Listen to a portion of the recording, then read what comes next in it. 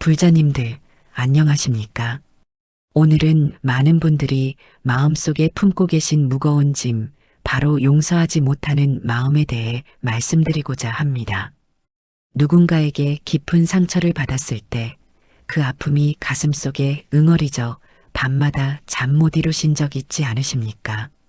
배신당했다는 생각에 분노가 치밀고 그 사람을 떠올릴 때마다 가슴이 답답하고 숨이 막히는 것 같은 경험 말입니다. 어떤 분은 10년, 20년이 지나도록 그 원한을 놓지 못하고 계십니다. 자식에게 상처받은 부모님, 형제 간의 다툼으로 인연을 끊은 분들, 친구의 배신으로 마음을 닫아버린 분들도 계십니다. 직장에서 부당한 대우를 받았던 기억, 사업 파트너의 배신, 가까운 이웃과의 갈등까지 우리 삶은 용서하지 못한 상처들로 가득합니다. 그런데 불자님들, 이렇게 용서하지 못하고 원한을 품고 살아가는 동안 정작 고통받는 사람은 누구입니까? 상대방은 편안히 살아가는데 우리만 밤낮으로 괴로워하고 있지는 않습니까? 부처님께서는 이미 2500년 전에 이 문제의 해답을 명확히 보여주셨습니다. 오늘 이 시간 부처님의 지혜로운 가르침을 통해 용서의 참된 의미를 깨닫고 마음의 자유를 얻는 4가지 방법을 함께 나누고자 합니다. 첫 번째는 원한이 우리 자신을 해치는 독임을 아는 것입니다. 두 번째는 모든 중생이 무명 속에서 헤매고 있음을 이해하는 것입니다. 세 번째는 자비심을 통해 상처를 치유하는 것입니다. 네 번째는 용서를 실천하여 진정한 자유를 얻는 것입니다. 이 4가지 부처님의 가르침을 마음 깊이 새기신다면 오랫동안 여러분을 괴롭혀온 원한의 사슬에서 벗어나 진정한 평화를 맛보실 수 있을 것입니다. 그럼 지금부터 하나하나 자세히 살펴보겠습니다. 첫 번째로 원한이 우리 자신을 해치는 독임을 깨달아야 합니다. 부처님께서는 법구경에서 이렇게 말씀하셨습니다. 원한을 원한으로 갚으면 원한은 결코 사라지지 않는다. 오직 원한 없음으로써 원한이 소멸되니 이것이 영원한 진리이다. 이 말씀의 깊은 뜻을 생각해 보십시오. 우리가 누군가를 미워하고 원망하며 복수를 꿈꿀 때 그 에너지는 어디로 향합니까? 겉으로는 상대방을 향하는 것 같지만 실제로는 우리 자신의 마음을 갉아먹고 있습니다. 마치 뜨거운 숯을 남에게 던지려고 손에 쥐고 있는 것과 같습니다. 상대에게 던지기도 전에 우리 손이 먼저 타들어가는 것입니다. 의학적으로도 이미 증명된 사실입니다. 분노와 원한을 오래 품고 있으면 우리 몸에서 스트레스 호르몬이 과다 분비되어 혈압이 올라가고 심장에 무리가 갑니다. 면역력이 떨어져 각종 질병에 취약해지고 불면증과 소화불량에 시달리게 됩니다. 더욱 심각한 것은 마음의 병입니다.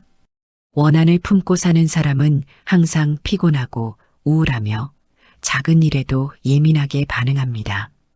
주변 사람들과의 관계도 점점 멀어지고 세상 모든 것이 불신의 눈으로 보이게 됩니다.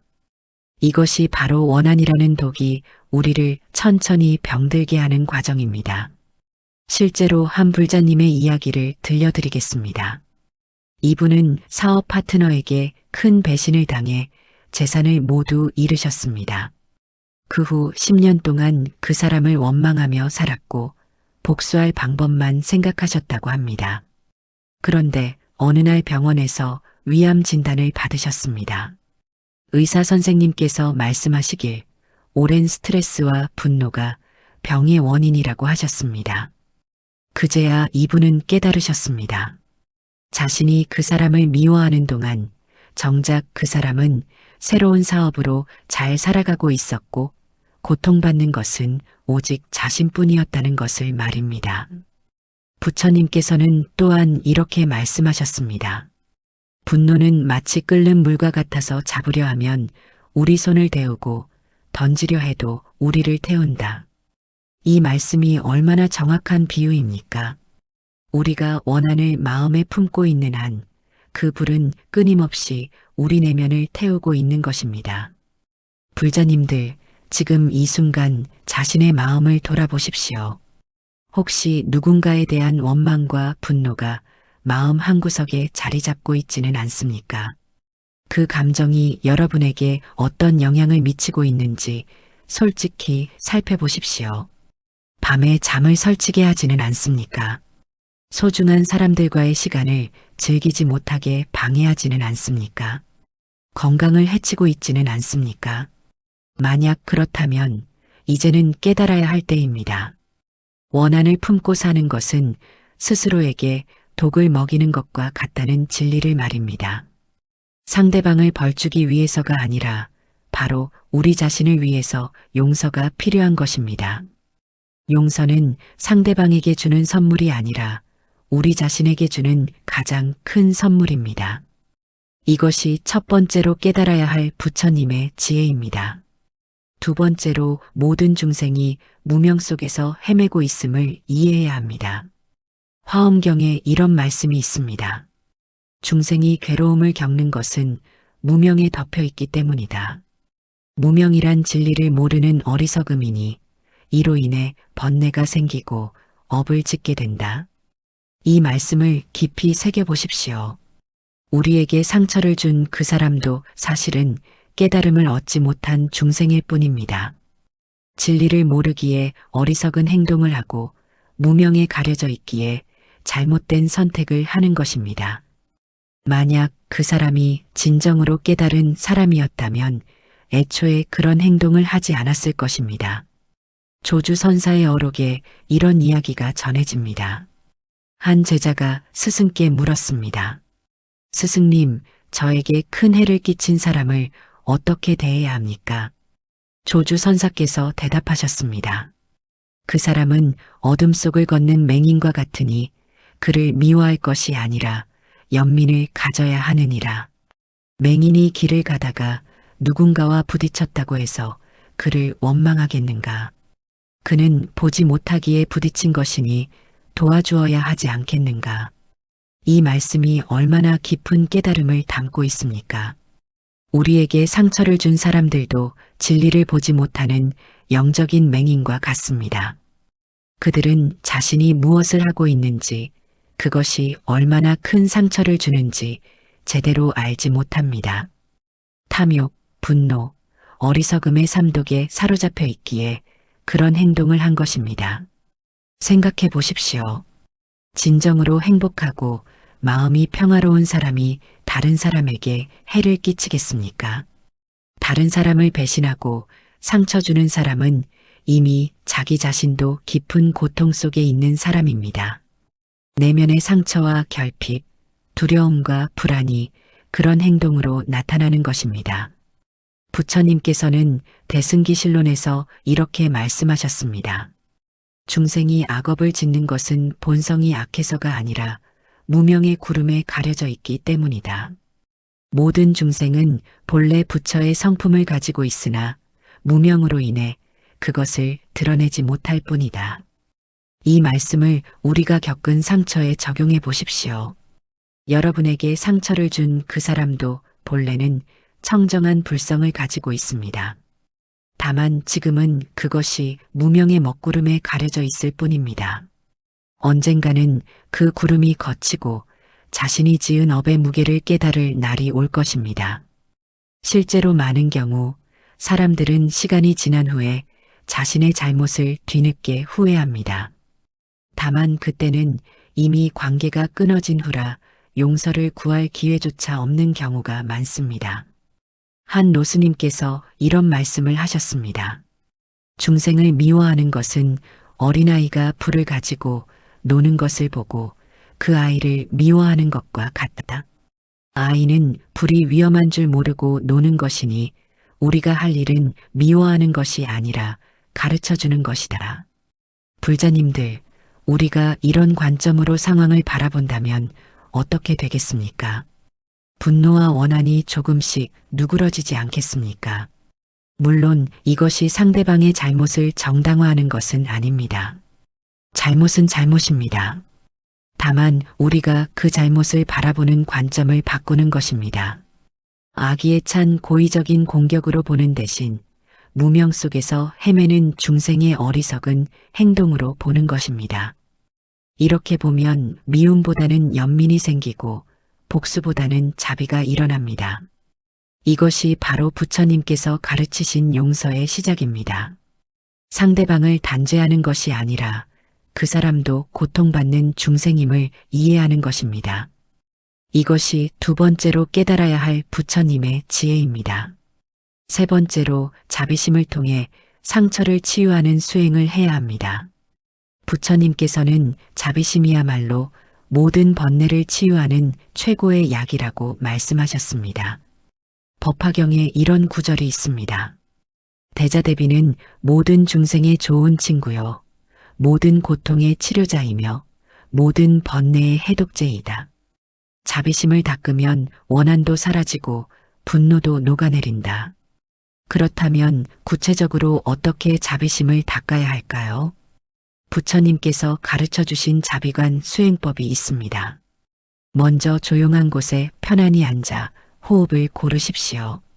마음을 가라앉히고 지금 이 순간에 집중합니다. 그리고 가장 사랑하는 사람을 떠올려 보십시오. 자식이든 부모님이든 배우자든 상관없습니다. 그 사람을 마음속으로 생각하며 이렇게 염하십시오. 이 사람이 고통에서 벗어나기를 바랍니다. 이 사람이 행복하기를 바랍니다. 이 사람이 평안하기를 바랍니다. 이렇게 따뜻한 마음이 가슴에서 우러나올 때까지 반복합니다. 그 다음에는 그 따뜻한 마음을 자기 자신에게로 돌립니다. 나 자신이 고통에서 벗어나기를 바랍니다. 나 자신이 행복하기를 바랍니다. 나 자신이 평안하기를 바랍니다. 자기 자신을 사랑하고 돌보는 마음을 키우는 것입니다. 그 다음 단계가 중요합니다. 이제 그 따뜻한 마음을 중립적인 사람, 즉 특별히 좋아하지도 싫어하지도 않는 사람에게 보냅니다. 마지막으로 가장 어려운 단계입니다. 자신에게 상처를 준 그 사람을 떠올리는 것입니다. 처음에는 매우 어렵고 저항감이 들 것입니다. 억지로 할 필요는 없습니다. 다만 이렇게 생각해 보십시오. 그 사람도 나와 같은 중생입니다. 그 사람도 행복을 원하고 고통을 피하고 싶어 합니다. 그 사람도 언젠가는 늙고 병들고 죽을 것입니다. 그 사람도 두려움과 불안 속에서 살아가고 있습니다. 이렇게 생각하며 천천히 조금씩 마음을 열어갑니다. 그 사람이 무명에서 벗어나기를 바랍니다. 그 사람이 진리를 깨닫기를 바랍니다. 그 사람이 더 이상 악업을 짓지 않기를 바랍니다. 이것이 결코 쉬운 수행이 아님을 압니다. 하지만 이것이 바로 부처님께서 가르쳐 주신 용서의 길입니다. 한 선사께서 이런 이야기를 남기셨습니다. 자비심이란 상대방이 착해서 베푸는 것이 아니다. 내 마음이 청정해지기 위해 베푸는 것이다. 상대방의 변화를 위해서가 아니라 내 마음의 자유를 위해 수행하는 것이다. 실제로 이 수행을 꾸준히 하신 한 불자님의 변화를 보았습니다. 이분은 형제간의 재산 다툼으로 15년 동안 형님과 연을 끊고 지내셨습니다. 원한과 분노로 가득했던 마음이 얼마나 괴로웠겠습니까? 그러다 절에 오셔서 이 자비관 수행을 배우셨습니다. 처음 몇 달은 형님을 떠올리는 것조차 힘들어 하셨습니다. 하지만 매일 조금씩 수행을 이어가셨습니다. 1년쯤 지났을 때 이분께서 말씀하셨습니다. 스님, 신기한 일이 일어났습니다. 형님을 미워하는 마음이 조금씩 사라지고 있습니다. 형님도 저와 똑같이 부모님의 사랑을 받고 싶었던 불쌍한 사람이었다는 생각이 들었습니다. 이제는 형님이 건강하게 잘 살기를 진심으로 바라게 되었습니다. 그리고 놀랍게도 마음이 이렇게 바뀌니 제 몸도 건강해지고 밤에도 편히 잠을 잘 수 있게 되었습니다. 이것이 바로 자비심 수행의 힘입니다. 상대방을 바꾸려는 것이 아니라 내 마음을 바꾸는 것입니다. 그런데 신기하게도 내 마음이 바뀌면 상황도 변화하기 시작합니다. 불자님들, 오늘부터 이 수행을 시작해 보시기 바랍니다. 하루에 10분이면 됩니다. 매일 조금씩 자비심을 키워가십시오. 처음에는 작은 불씨 같지만 계속 지펴나가면 큰 불길이 됩니다. 그 자비의 불길이 원한의 얼음을 녹이고 마음의 따뜻한 봄을 가져다 줄 것입니다. 이것이 세 번째로 실천해야 할 부처님의 가르침입니다. 네 번째로 용서를 실천하여 진정한 자유를 얻어야 합니다. 부처님께서는 열반경에서 이렇게 말씀하셨습니다. 용서는 집착을 끊는 칼이요, 자유로 가는 문이며 해탈로 향하는 길이다. 용서하지 못하는 마음은 사슬이 되어 우리를 과거에 묶어두지만 용서는 그 사슬을 끊어 우리를 자유롭게 한다. 생각해 보십시오. 우리가 누군가를 용서하지 못하고 있을 때 우리는 어떤 상태입니까? 과거의 그 순간에 갇혀서 현재를 살지 못하고 있습니다. 10년 전, 20년 전의 그 사건이 지금도 우리를 지배하고 있습니다. 그 사람은 이미 우리 삶에서 사라졌는데도 우리 마음속에서는 여전히 살아 있습니다.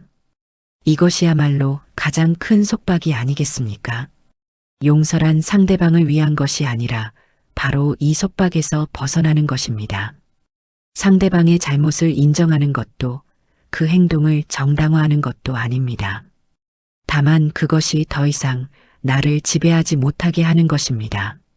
과거의 상처가 현재의 나를 규정하지 못하게 하는 것입니다. 밀레파 존자의 이야기를 들려드리겠습니다.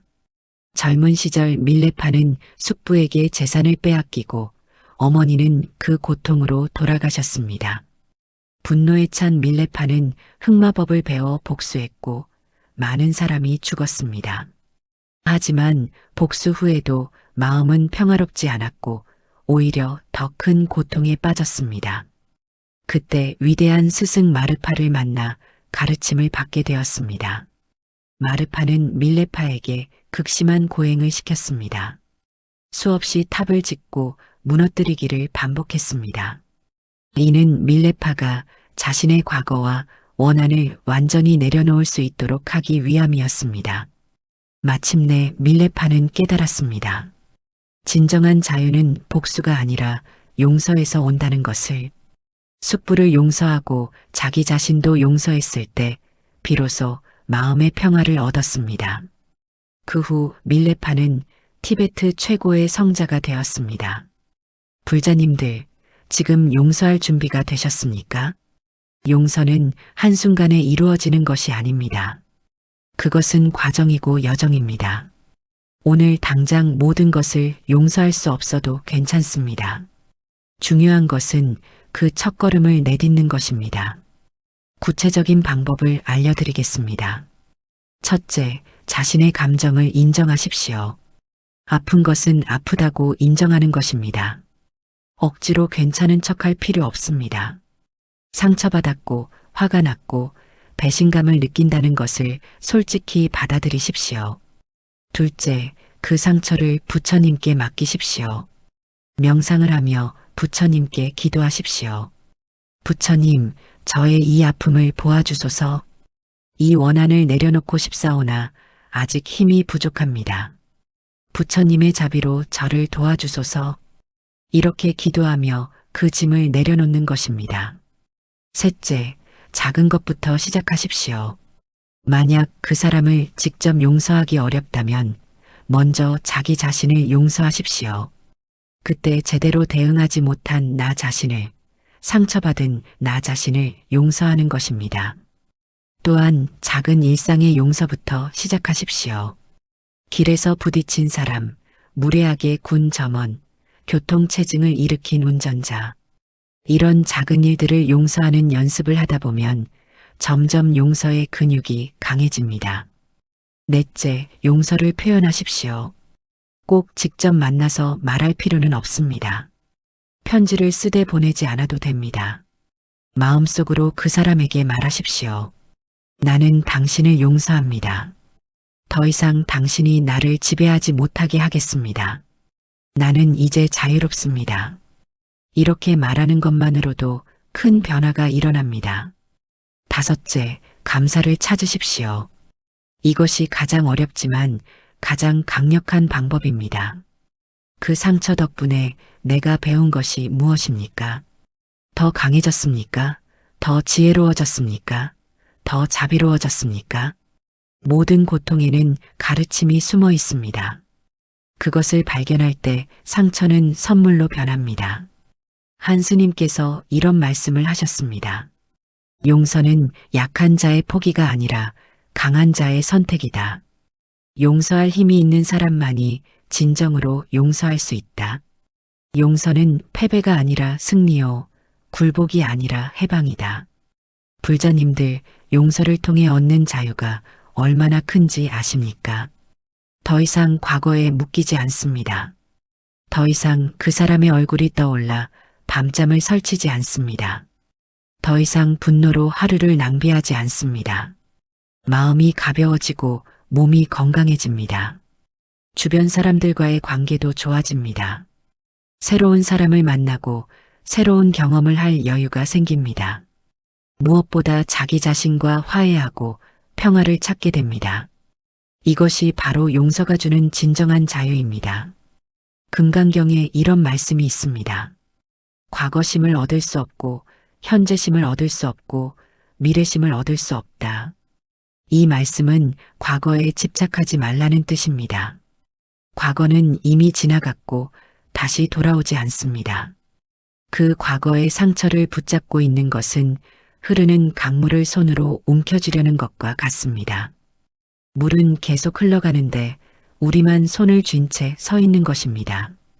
이제는 손을 펴야 할 때입니다. 강물이 자연스럽게 흘러가도록 놓아주어야 합니다. 그것이 바로 용서입니다. 불자님들, 오늘이 바로 그 시작의 날이 될 수 있습니다. 지금 이 순간 마음속으로 결심하십시오. 나는 나 자신을 위해 용서하겠습니다. 나는 자유로워지겠습니다. 나는 더 이상 과거의 포로가 되지 않겠습니다. 이 결심이 여러분의 삶을 완전히 바꿀 것입니다. 이것이 네 번째이자 마지막으로 실천해야 할 부처님의 가르침입니다. 불자님들, 오늘 우리는 용서에 대한 네 가지 부처님의 지혜를 함께 나누었습니다. 첫째, 원한은 우리 자신을 해치는 독이라는 것을 깨달았습니다. 상대방이 아니라 바로 우리 자신이 그 독으로 고통받고 있다는 진실을 보았습니다. 둘째, 모든 중생이 무명 속에서 헤매고 있음을 이해했습니다. 우리에게 상처를 준 사람도 진리를 보지 못하는 영적 맹인임을 알게 되었습니다. 셋째, 자비심을 통해 상처를 치유하는 수행법을 배웠습니다. 매일 조금씩 자비관을 닦아 원한을 녹이는 방법을 알았습니다. 넷째, 용서를 실천하여 진정한 자유를 얻는 길을 보았습니다. 용서는 약함이 아니라 강함이며 패배가 아니라 승리임을 깨달았습니다. 이 네 가지 가르침은 부처님께서 2500년 전에 주신 것이지만 지금 이 순간에도 여전히 유효합니다. 아니, 어쩌면 분노와 갈등이 넘치는 현대 사회에서 더욱 절실히 필요한 가르침입니다. 용서는 하루아침에 이루어지지 않습니다. 때로는 몇 달, 몇 년이 걸릴 수도 있습니다. 하지만 중요한 것은 그 여정을 시작하는 것입니다. 첫걸음을 내딛는 순간 이미 변화는 시작됩니다. 혹시 지금도 용서하지 못한 누군가가 마음속에 있으십니까? 그렇다면 오늘 이 시간이 그 사슬을 끊는 시작점이 되기를 바랍니다. 당장 모든 것을 용서할 수 없어도 괜찮습니다. 다만 용서하고자 하는 마음, 그 의지만 있다면 부처님께서 나머지는 도와주실 것입니다. 매일 아침 일어나서 짧게라도 자비관을 수행해 보십시오.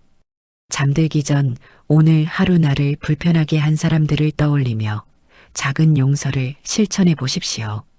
그렇게 조금씩 용서의 근육을 키워나가다 보면 언젠가는 가장 큰 상처도 용서할 수 있는 날이 올 것입니다.